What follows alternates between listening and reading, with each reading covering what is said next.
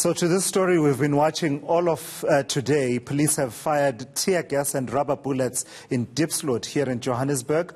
Violence broke out in the area earlier with residents protesting against the presence of undocumented foreign nationals. They say the illegal immigrants are behind a spate of murders in the area. Let me take you live then to Diepsloot, where ENCA's Silindelo Masikane is standing by to talk to me. So Silindelo, there were scenes of protests, but also burning of tires, rubber bullets and tear gas when we checked in a bit earlier on. What's the situation in Diepsloot as we speak? Hi, Tulas. I just want to move out of shot to allow my colleagues, Fuso and I, to be able to give you a view of what we're seeing at the moment. We did just arrive a few moments ago and took a drive around the area. Things have quietened down a bit. It seems that the community has gathered close to the Diepsloot police station, which is actually close to one of the entrances into the community. You can see that schooling has certainly been disrupted in the area as well. There are many children around.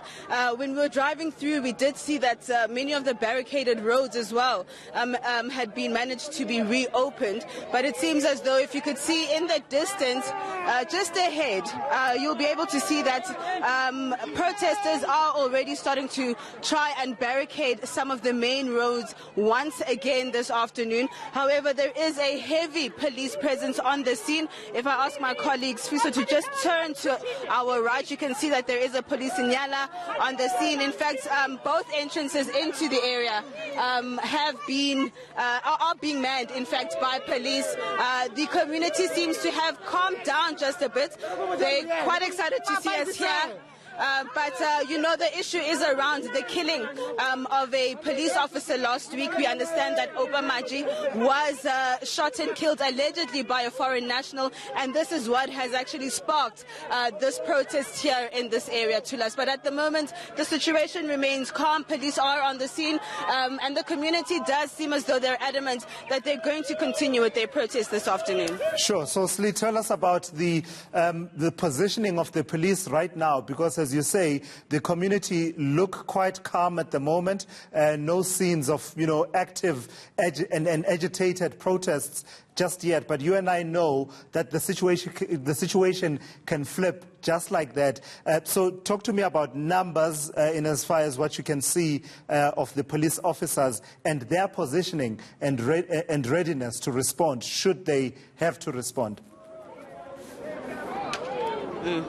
Well, I must say that it does seem as though the police are a tad bit outnumbered. I mean, they are close to the police station, so I think if there were a necessary measure to have to call backup, then that would be made available. But the numbers of the community that are here, certainly they do outnumber the police. But what we understand, of course, is that there is a police helicopter that's been making its rounds as well, to be able to help the police to locate the community wherever they decide to gather, protest or barricade roads.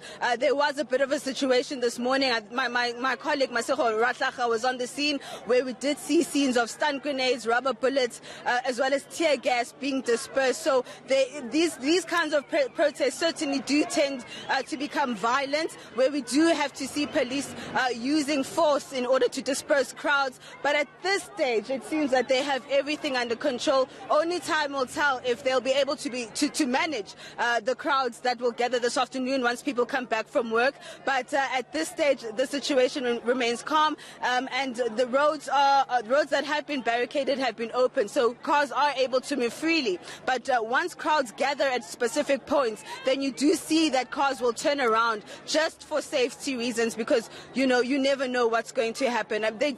These kinds of crowds, you do get some groups that want to get violent, but many of them are happy to see media presence, especially in these kinds of situations. Sometimes you find that the community will turn against us, but at this point, they seem happy to have us here and want to speak around the issues of crime in the area, which they do blame on the influx of foreign nationals into the area. All right, Silindelo Masikane, thank you so much for watching that for us there. And of course, it is a situation that's volatile because also of the size of the township of Diepsloot, in that it really can flare up at various points. Silindelo continues to watch that story for us there out in Diepsloot.